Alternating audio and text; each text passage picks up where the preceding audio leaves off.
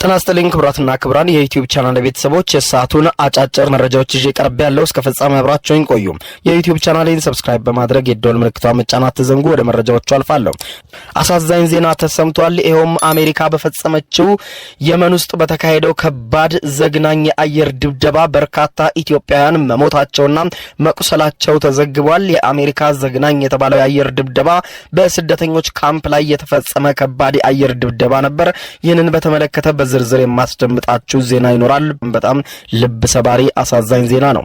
በሌላ በኩል ደግሞ ክቡራን አድማጮች ግብጽና ጅቡቲ ኢትዮጵያ በጅቡቲ ወደብ በኩል የጦር መሳሪያ እንዳታስገባ መስማማታቸውን ኢንሳይድ አፍሪካ ይፋ አድርጓል። ጉዳዩን በተመለከተ የማስደምጣችሁ ዘገባ ይኖራል። በቅድሚያም አሳዛኝ ልብ ሰባሪ ዜና ነው። በየመን የስደተኞች ማዕከል ላይ አሜሪካ በፈጸመችው ከባድ የአየር ድብደባ ኢትዮጵያውያን ስደተኞችን ጨምሮ በርካታ ሰዎች መገደላቸው ተሰማ።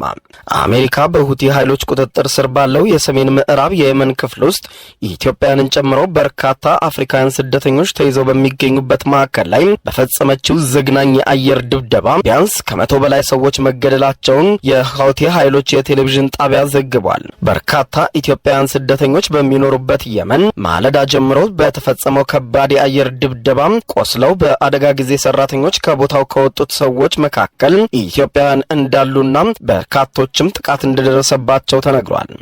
አልማቢራ የተባለው የሁቲ የቴሌቪዥን ጣቢያ እንዳለው ሰዓዳ ግዛት ውስጥ በሚገኘው ማዕከል ላይ ተፈጽሟል በተባለው ጥቃት ከሞቱት በተጨማሪ አብዛኞቹ ከባድ ጉዳት እንደደረሰባቸው ገልጿል።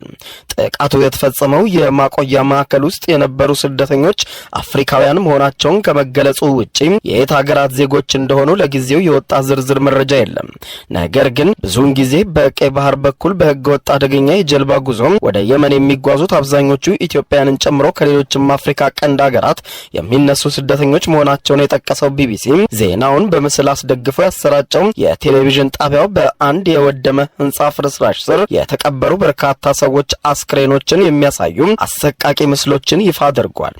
ሰዓዳ ውስጥ በሚገኘው የስደተኞች ማቆያ ማዕከል ማለዳ ጀምሮ ከ11 ሰዓት አካባቢ የተፈጸመው ከባድ ተከታታይነት ያለው ድብደባ በከባድ የጦር መሳሪያ በተመታበት በወቅቱ 115 በላይ አፍሪካውያን ስደተኞች በማዕከል ውስጥ እንደነበሩ ተዘግቧል።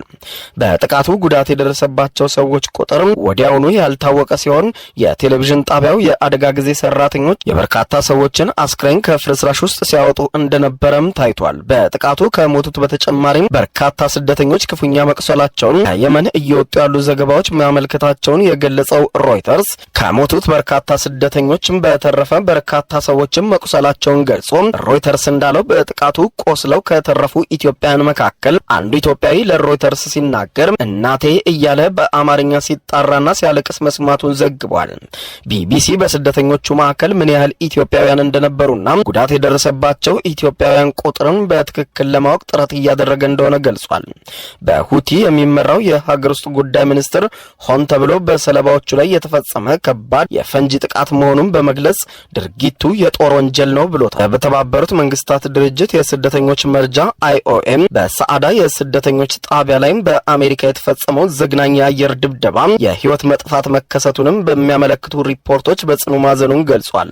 ምንም እንኳን IOM በስደተኞቹ ማዕከል ውስጥ የማይሰራ ቢሆንም ክስተቱን በቅርበት እየተከታተልን ነው ሲል ለሚያስፈልገው ሁሉ ለስደተኞቹ ድጋፍ ለማድረግ ቁርጠኛ ነን ብሏል። በተጨማሪ በግጭቱ ውስጥም ተሳታፊ የሆኑ ሁሉ ወገኖች የሲቪሎችን ደህንነት መጠበቅ ቅድሚያ እንዲሰጡና ዓለም አቀፍ ህጎችን እንዲያከብሩ ጥሪ እናቀርባለን በማለት የተለሳለሰ መግለጫ አውጥቷል። አሁን በአሜሪካ ጥቃት በስደተኞች ማቆያ ላይ ደረሰ ስለተባለው ጉዳት ከአሜሪካ ጦር በኩል የተሰጠ ምላሽ የለም። ነገር ግን ይህ ጉዳት የመድረሱ ዜና የተሰማው የአሜሪካ ማዕከላዊ እዝ ፕሬዝዳንት ትራምፕ በሁቲዎች ላይ የሚፈጸመውን ጥቃት እንዲጠናከር ትዕዛዝ ከሰጡ ከሳምንት በኋላ የተፈጸመ ጥቃት ነው። የአሜሪካ ጦር በፈጸማቸው ተከታታይነት ባለው መጠነ ሰፊ የአየር ድብደባዎች በመቶዎች የሚቆጠሩ የሁቲ ተዋጊዎችን ገድያለው ቢልም በርካታ ስደተኞችም የዚሁ ሰለባ ሆነዋል። የሁቲ አስተዳደር ባለስልጣናት በበኩላቸው በአሜሪካ የተፈጸሙት ከባድ የአየር ድብደባዎች በርካታ ሰላማዊ ዜጎችን መግደላቸውን ያስታወቁ ሲሆን በቡድኑ አባላት ላይ የደረሰው ጉዳት ግን ጥቂት ነው። ከሁቲ ላይ ከደረሰው ጥቃት ይልቅ ኢትዮጵያንን ጨምሮ በሌሎችም ሀገራት በየመን ውስጥ በሚገኙ ስደተኞች ላይ የተፈጸመው ጥቃት ይበልጣል ብለዋል። ባለፈው መጋቢት ወር መጨረሻ ላይ በሁቲ የሚመራው የጤና ሚኒስቴር የአሜሪካ አየር ኃይል በቀይ ባህር ዳርቻ ላይ በሚገኘው ራስ ኢሳ በተባለው የነዳጅ ማከማቻ ላይ በፈጸመው ተከታታይነት ባለው ጥቃት ቢያንስ 74 ሰዎች ሲገደሉ ሌሎች 171 ሰዎችም መቁሰላቸውን ሪፖርት መደረጉ አይዘነጋም። የአሜሪካ ማዕከላዊ እዝ በበኩሉም በጥቃቱ የራስ ኢሳ ነዳጅ ማምረቻውን ማውደሙንና ይህም ሁቲዎች ዘመቻቸውን የማካሄድ አቅማቸውን የሚደክሙበት የአየር ጥቃት ነው ብሎታል። ኢትዮጵያንን ጨምሮ ከተለያዩ የአፍሪካ ቀንድ ሀገራት በርካታ ስደተኞች አደገኛውን የቀይ ባህር መስመርን በህገወጥ መንገድ በማቋረጥ ከባህር ላይ አደጋ ከተረፉ ወደ የመን እንደሚገቡ ይታወሳል። ስደተኞቹ በጦርነት በምትታመሰው የመን በኩል በማቋረጥ የተሻለ ኑሮን ፍለጋ ወደ ሳውዲ አረቢያና ሌሎችም ባህረ ላጤው ሀገራት እንደሚጓዙ ያመለከተው ቢቢሲ ዓለም አቀፍ የስደተኞች ድርጅት እንደሚለውም ስደተኞቹ ብዝበዛ፣ ጥቃትና ጦርነት በሚካሄድባቸው በእነዚህ ቀጠናዎች በአደጋ ውስጥ መጓዝን ይመርጣሉ ብሎታል። በዚህም በባህር ላይ ጉዞ ከሚደርስባቸው አደጋ በተጨማሪ የመን ውስጥ በሚካሄደው ጦርነት ምክንያትም ለጉዳት እንደሚጋለጡም ይፋ አድርጓል። ምንም እንኳን በሚካሄደው ጦርነት ምክንያት የደህንነት ስጋት ቢኖርም ባለፈው የአውሮፓውያኑ ዓመት ከ60 ሺህ በላይ ስደተኞች ወደ የመን ገቡ ቢሆንም አብዛኛውን ምንም አይነት ድጋፍ ያገኙ አይደሉም ተብሏል። በሌላ ዜና ግብጽ ኢትዮጵያ የጦር መሳሪያ በጅቡቲ በኩል ማስገባት እንዳትችል ለጅቡቲ ጥያቄ ማቅረቧ ተሰማ።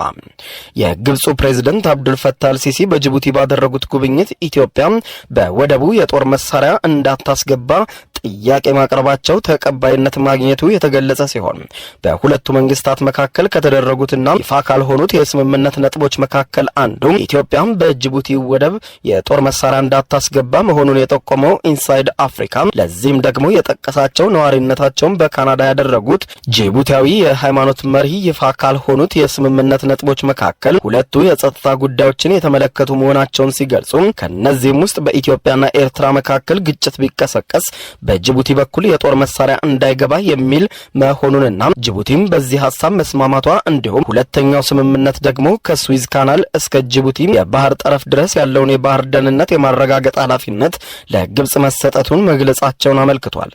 በጅቡቲና ግብጽ መካከል የተደረሰውን ስምምነት በሚመለከት በኢትዮጵያ በኩል የተሰጠ ይፋዊ ማረጋገጫም ሆነ መግለጫም አስተያየትም አለመኖሩ የተገለጸ ሲሆን የግብጹ ፕሬዝዳንት አብዱል ፈታህ አልሲሲ ጅቡቲን ለመጀመሪያ ጊዜ ጎበኙት ከ4 ዓመት በፊት ሲሆን የወቅቱ አጀንዳ የህዳሴው ግድብ እንደነበረ ያስታወሰው ዘገባው ጅቡቲ ነጻነቷን ካገኘችበት 1970 ወዲህ ፕሬዝዳንት አብዱል ፈታህ አልሲሲ ጅቡቲን የጎበኙ የመጀመሪያው የግብጽ ፕሬዝዳንት መሆናቸውን የጠቆመ ሲሆን ባለፈው ሳምንት በጅቡቲ የነበራቸው ቆይታ ለሁለተኛ ጊዜ ያደረጉት ጉብኝት መሆኑን በማንሳት ከ3 ዓመታት በፊት ደግሞ የጅቡቲው ፕሬዝዳንት እስማኤል ኦማር ጊሌ ግብጽን ሲጎበኙ ተመሳሳይ ከአጀንዳዎቻቸው አንዱ የህዳሴው ግድብ እንደነበረ በማንሳት የግብጽና የጅቡቲ መሪዎች በካይሮና ጅቡቲ ከዓመታት በፊት ጀምሮ እያደረጉት ያለው ግንኙነት በኢትዮጵያ መከላከያ ሰራዊትና በህዝባዊ ወያኔ ሓርነት ትግራይ ህወሓት ኃይሎች መካከል ውጊያ እየተካሄደ በነበረበት ወቅት እንደነበረና የሁለቱ ሀገራት መሪዎችም ባለፉት 4 ዓመታት ለ3 ጊዜ ያህል መገናኘታቸውን ጠቁመዋል። ከሰዓታት በኋላ በሌላ ዓለም አቀፍና ሀገርኛ መረጃዎች ተመልሰን እስከምንገናኝ በያለንበት የዓለም ዳር ቸር እንቆይ።